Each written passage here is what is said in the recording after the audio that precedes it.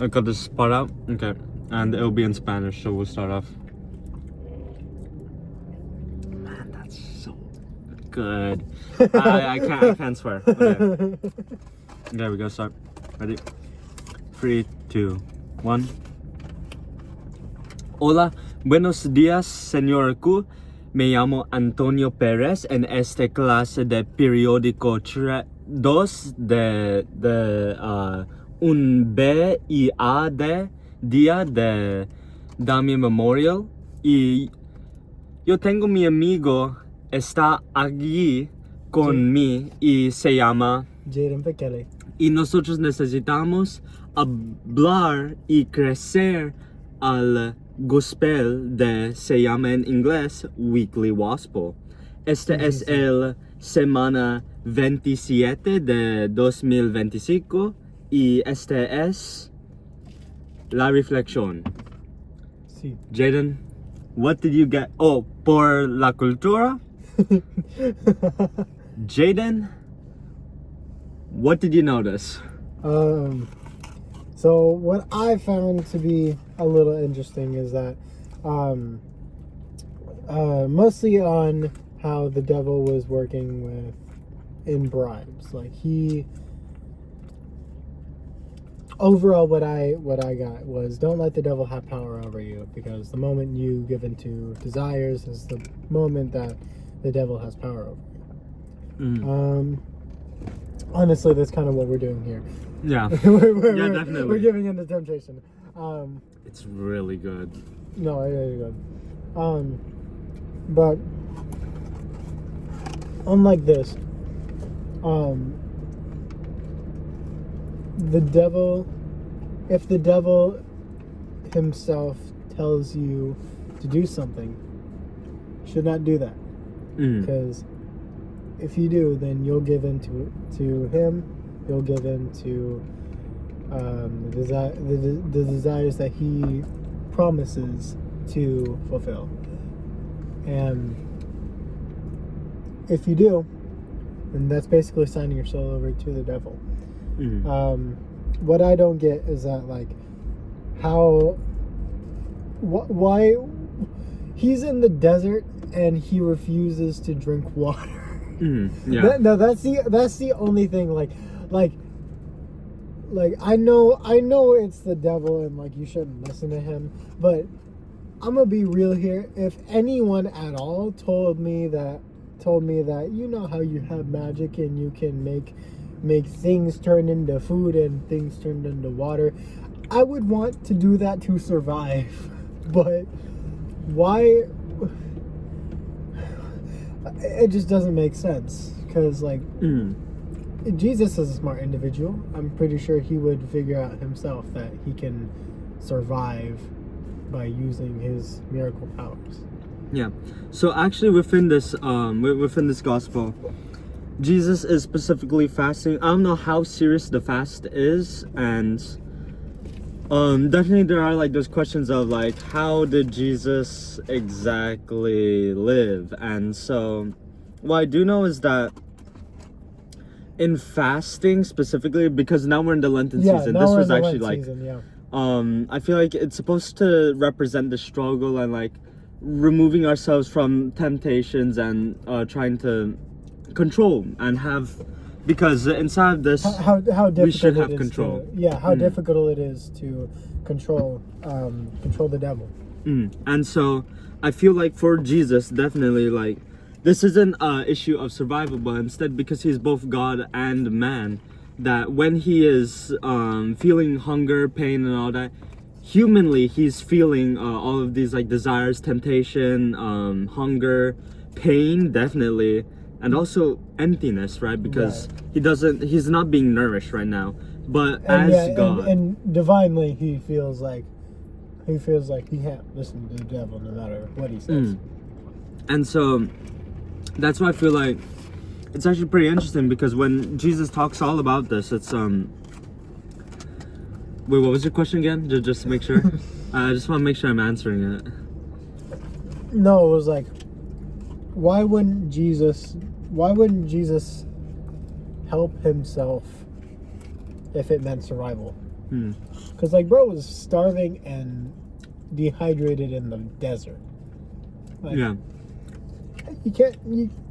I feel like anyone would want to do anything to survive at that point. Okay, so I understand that, definitely. I feel like for Jesus, this moment wasn't really... He specifically did it to feel human, because in church and like just like in Christianity and Judaism, the whole entire point of fasting is to like we like noticed, we both realized that it's like control and at least recognize temptation and all that. And I feel like I guess that's this true. severe or like very like strong thing, I know that like the certain like numbers have very specific meanings. Like number 3 is like very holy and like godlike. 40, I forgot what that specifically means. But I feel like within all of this, that Jesus was trying to relate with us, Right. and that throughout everything, he was just like, he just really wants to connect, because that's what Jesus tries to do throughout the Gospels. And so I feel like that was one of the ways. And definitely he was trying to relate with how the early church and the early like Jewish traditions and practices practice very like strict fasting as well. So he was like trying to do the same thing. Yeah. So basically it's like even though like he was starving and dehydrated, he still has to commit to such things, because like the whole fasting thing, he knows he can't give into temptation. Okay. Yeah, I guess that makes sense. As well, on top of the whole topic of Lent, I know a lot of us are giving up either eating meat or like limiting sugar. I know that that the people who do limit their meat consumption did it like for like some kind of spiritual reason, because I know for sure, no, like not even because like they eat it a lot, so they have to kind of like hold back that temptation to try and prove themselves that they're good, but like I feel as if they also did it on account to like Jesus had lambs, and these lambs were sacred to him. Okay, I see. Yeah. Which also goes back to like how he can't give in to temptation, because if Jesus was really starving and ate one of his lambs, that would basically be like he's given up on his faith. I see. Yeah. So your kind of thing is just like a sort of reflection, like wondering on like how fasting, and especially like fasting from meat, which is required by Catholics. Yeah, that's definitely an interpretation from that, and I actually really like that, with how Jesus specifically tries to fast from meat, and like meat is specifically targeted for that, like trying to connect with how we ourselves are like, I wouldn't say flesh. I like saying lamb a lot more, but like how like recognizing that we need to be pure, like that sort of thing, right? Inside like how Jesus would care for us. Personally, I also like, for me, what I've heard, I don't know if this is like the truth, but what added on with like your thoughts and views on it, that meat was specifically targeted because during that time it was delicious and still is, plus it was a luxury. During that time they didn't have that much meat. So luxury, it would be basically like the rich and like greedy ones would be the ones who would eat meat. Yeah, and sometimes normal people would. And I feel like that makes it even more important, because now I feel like what I've heard, I would somewhat call it like Christian veganism or vegetarianism, but to the point where like it's like understanding that during this time specifically fish isn't targeted because of how it was a common thing, right? Yeah. It wasn't like that important. A lot of people ate yeah, it. a lot of people eat fish. And for meat, you gotta raise that cow, you gotta raise that lamb, it takes a lot in order to just like raise a meat. And I feel like it's also important for Lent how we sacrifice meat so that we can connect with where our food comes from, you know? And like for many people, for me, I'll focus on me. I love meat. I was a vegetarian actually, or veganish for around, I don't even know how long. I think it was a year, maybe a little bit less or more, give or take. And you were missing out. I loved meat, and I did it for a bunch of like reasons, a mix of health and environmental reasons. But it also reminds me, like even now for every single Lent, I'm always like, I need to recognize how I love meat, but also in the sense that how food is inside of our society, just like pleasures, right? Yeah. How it's like such a, and this sounds wrong, but like I know like Miss Q that you showed like a whole entire, like, remember how she like showed in class the 40-day, like the sacrifices you can take each day? Oh yeah, that yeah, stuff. yeah. And under lust, it included like pleasures, and you know, not just like sexual pleasures, but also food, for example. And I really like, I was just like, oh yeah, technically if you think about it, I am a foodie. I love potatoes, I love meat, I love lamb, I tried goat. Oh, meat is, You it's tried amazing. taco? Oh no, would that fall under fish? Taco? Wait, no, that would fall under fish, wouldn't it? I don't know. What are octopi? And whatever, we're getting off It's track. okay. But basically, meat specifically was like, it's really an important thing, you know? Right. And having those little moments of going away from taking in that pleasure, like that delicious meat, and just knowing that, hey, life can be simple. Right. It doesn't have to be like that much and like overfilled. And like for me, it's sort of revealed how living a minimalistic life can show the beauty in like the simple things that you enjoy. Right. Food, definitely, because every Lent, every single time, no meat on Fridays. I'm just like, ah.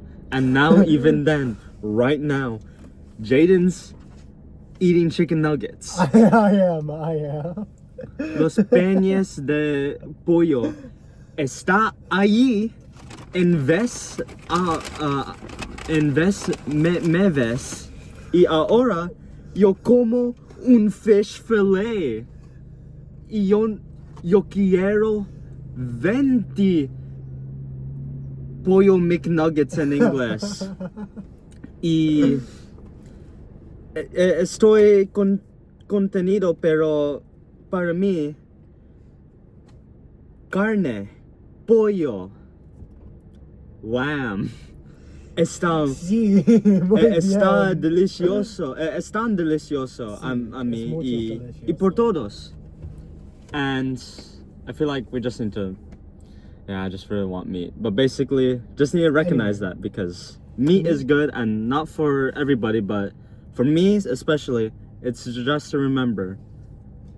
Can't always Sometimes give you us can't, pleasure. you can't always give us have that it, pleasure. you know? Yeah, I get that a lot.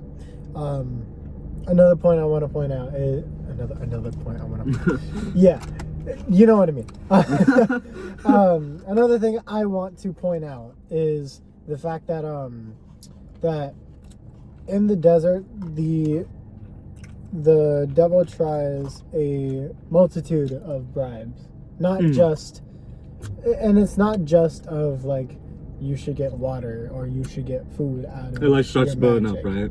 It eventually comes to like him showing everyone, or him showing Jesus every single one of the kingdoms, and saying like, I can give you all this if you just sell your soul to me. And personally, I can say that even I wouldn't do that. I know I'm labeled as like the atheist and like I don't believe, but like even if I am given the choice between selling my soul to get all of this like land, all of this power, I wouldn't want to do it. One, because I think I would mess it all up. Because that's a lot of responsibility to take care of.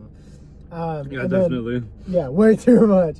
And then two, because why would I give away my humanity just to gain power? Like, I can establish power on my own. I can establish power with my own community. And I don't have to do that by selling my soul or being like, or like having to have this like everyone should be below me kind of mindset. I don't want that much power. I personally find myself being in the category of like, so long as people respect me, then I'll respect them. So long as I am humble, I won't get karma.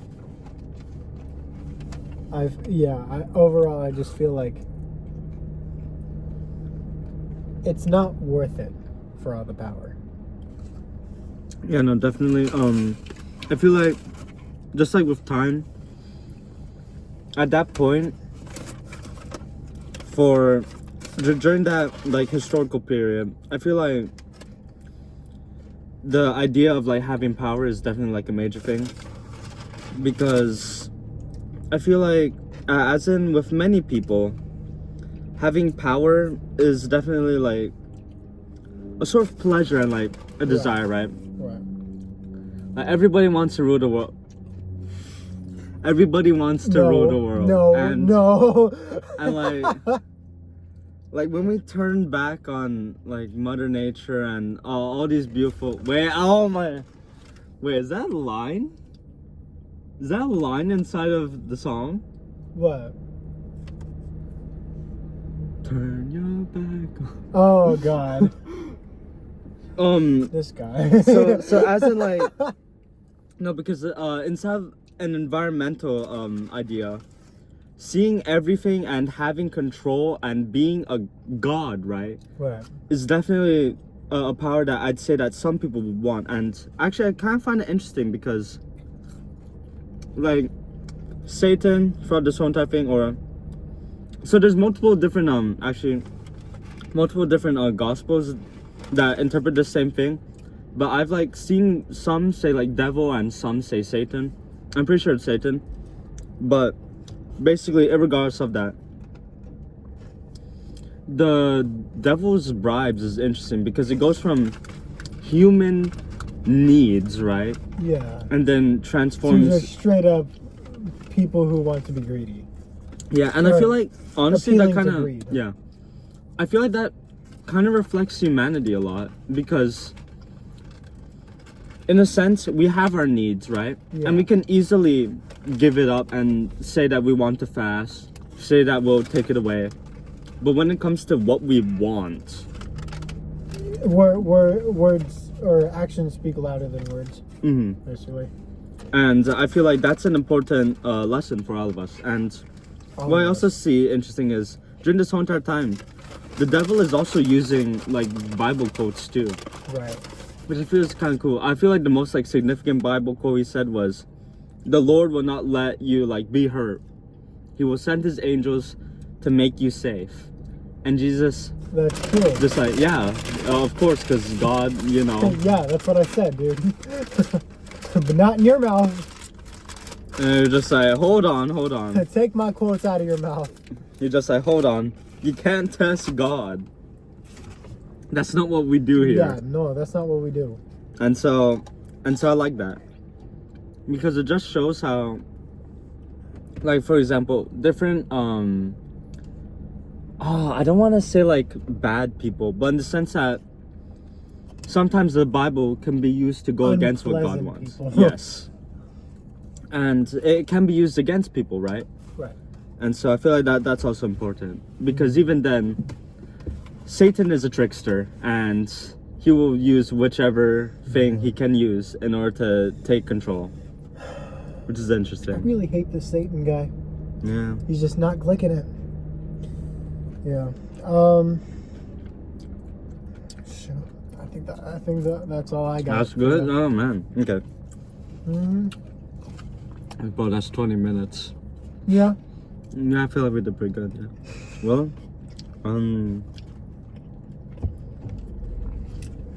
Es week 27 en Weekly Washball. Antonio Perez y Jane Pekele. sí. Has terminado. Has Y terminado. hasta luego. Hasta luego. Adiós. Adiós.